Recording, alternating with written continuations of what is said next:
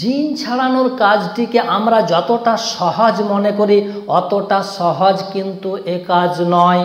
একটা আমিল কবিরাজ ভাই যখন একটা শক্ত জিনের পাল্লাতে পড়ে যায় আর ওই জিনটাকে যখন সে রোগীর শরীর থেকে হটাতে না পারে, ছাড়াতে না পারে, তখন ওই আমিল কবিরাজটা দেখবেন সেখান থেকে পালিয়ে যাওয়ার ভয়ে রাস্তা খুঁজতে আরম্ভ করে। মনে রাখবেন বন্ধু আমার, একটা দুর্ধর্ষ শক্ত জিন যখন একটা কোনো মানুষকে ধরে নেয় তখন অত সহজে ওই মানুষটার শরীর থেকে সে ভাগতে চায় না। আজ আপনাদেরকে এমন 6টা ট্রিক্স আমি শিখিয়ে দেব। এই 6টা ট্রিক্স আপনি যদি অবলম্বন করেন আর ওই জিনগ্রস্ত রোগীটাকে প্রয়োগ করে দেন, জিনটা রোগীটার শরীর থেকে বাপ বাপ বলে পালিয়ে যেতে বাধ্য হয়ে যাবে। আর আমি মনে করি এই 6টা ট্রিক্স প্রত্যেক আমিল কবিরাজদের জেনে রাখা অত্যন্ত গুরুত্বপূর্ণ এবং জরুরি। কেননা এই 6টা ট্রিক্স, এই 6টি কলা কৌশল যদি আপনার জানা না থাকে তাহলে আপনি জিনগ্রস্ত রোগীদের সঠিকভাবে তদবির চিকিৎসা করতে পারবেন না। এই 6টা ট্রিক্স যদি আপনি শিখতে চাইছেন, জানতে চাইছেন, তাহলে ভিডিওটিকে আপনি বিন্দুমাত্র স্কিপ না করে শেষ মুহূর্ত পর্যন্ত মনোযোগ সহকারে দেখতে থাকুন।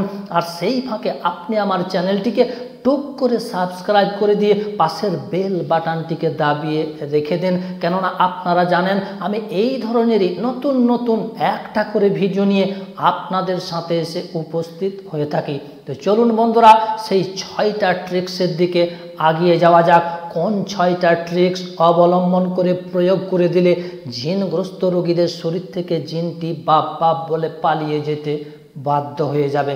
আমি হারুন রশিদ, আপনারা দেখছেন হানাফি কেল্লা মিডিয়া। ট্রিক্স নাম্বার 1, প্রথমেই রোগীর শরীরে আপনাকে জিনটাকে হাজির করতে জানতে হবে। হাজির করে নেওয়ার পর ওই জিনটাকে রোগীর শরীরে আপনাকে আটকে রাখতে জানতে হবে। যদি আপনি আটকে রাখতে না পারেন আর ওই জিনটাকে যদি আপনি শাস্তি প্রয়োগ করতে যান তখন দেখবেন টুক করে ওই রোগীটার শরীর থেকে বের হয়ে এসে চলে গেছে। কথা হচ্ছে জিনটাকে যদি আপনি রোগীর শরীরে বন্ধন দিয়ে আটকে না রাখতে পারেন তাহলে আপনি শাস্তিটা দেবেন কিভাবে? এজন্যই কিভাবে জিনটাকে আপনি রোগীর শরীরে আটকে রাখবেন 1 নম্বরে সেটি আপনি ভালোভাবে বুঝে নিন এবং শিখে নিন। চট জলদি একটা বাটিতে বা একটা গ্লাসে যে কোনো পাত্রে পানি নিয়ে সেই পানির মধ্যে এক নিঃশ্বাসে একবার আয়াতুল কুরসি পাঠ করে একটা ফু দিয়ে দিন।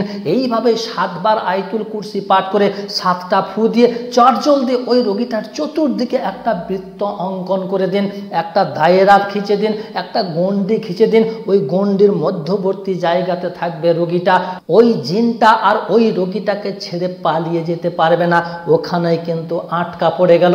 তখন আপনি যেমন ভাবে তাকে ইচ্ছা শাস্তি প্রদান করতে পারেন। আর ওই জিনটাকে যখন আপনি পানিটা দিয়ে দায়রা খিঁচে আটকে নেবেন তখন জিনটাও কিন্তু রোগীর শরীরে লোকানোর চেষ্টা করবে। মনে রাখবেন বন্ধু আমার, জিনেরা কিন্তু বেশিরভাগই রোগীদের বাঁ হাতের এই যে ছোট্ট আঙুলটা রয়েছে, কড়ি আঙুলটা রয়েছে, এখানে এসে চুপটি মেরে বসে যায়। তখন আপনাকে যে কাজটা করতে হবে, আপনি আপনার ডান হাতের বৃদ্ধ আঙ্গুল দিয়ে রোগীর বাঁ হাতের এই ছোট্ট কড়ি আঙ্গুলটাকে শক্ত করে টিপে ধরে নিয়ে আয়াতুল কুরসি পাঠ করতে আরম্ভ করে দিলে তখন দেখবেন রোগীর শরীরে এসে জোরে জোরে চিৎকার চেঁচামেচি শুরু করে দেবে।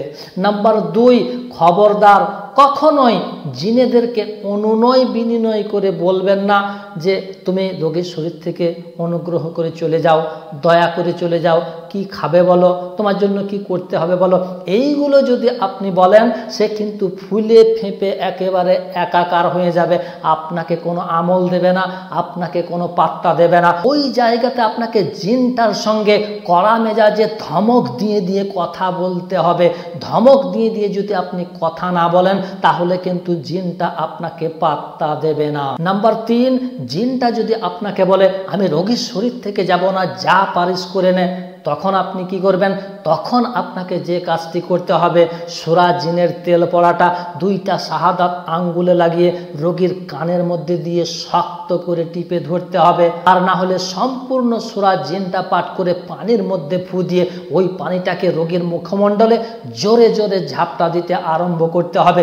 জোরে জোরে ঝাপটা দিতে আরম্ভ করে দিলে জিনটা কিন্তু জ্বলতে আরম্ভ করবে, চিৎকার চেঁচামেচি শুরু করে দেবে। নাম্বার 4, এমন একটা পানি পড়া, এই পানি পড়াটা কিন্তু জিনগ্রস্ত রোগীরা অর্থাৎ জিনরা কোনো মতেই পান করতে চাইবে না। সেটাও এখানে আপনারা ভালোভাবে শিখে নিন। চটজলদি একটা পাত্রে পানি নিয়ে 11 বার সূরা ফাতিহা, 3 বার সূরা নাস, 3 বার সূরা ফালাক, 3 বার সূরা ইখলাস, 3 বার সূরা কাফিরুন এবং 7 বার আয়াতুল কুরসি পাঠ করে ফু দিয়ে ওই পানিটা জোর জবরদস্তি জিনগ্রস্ত রোগীটাকে পান করিয়ে দিলেই জিনটা কিন্তু জ্বলতে আরম্ভ করবে এবং বাপ বাপ বলে সেখান থেকে পালিয়ে যেতে বাধ্য হয়ে যাবে। নাম্বার 5, রোগীর কানের গোড়ায় জোরে জোরে উচ্চ আওয়াজে একবার আজান এবং একবার সূরা মুমিনুনের শেষের 4টি আয়াত অর্থাৎ আফাহাসিবতুম আন্নামা খলাকনাকুম আবাসান ওয়া আন্নাকুম ইলাইনা লা তুরজাউন, এখান থেকে শেষ পর্যন্ত সূরা মুমিনুনের এই শেষের 4টি আয়াত মনে রাখবেন। আমি আবারও বলে দিচ্ছি, একবার আজান, একবার সূরা মুমিনুনের শেষের 4টি আয়াত রোগীর কানের গোড়ায় উচ্চ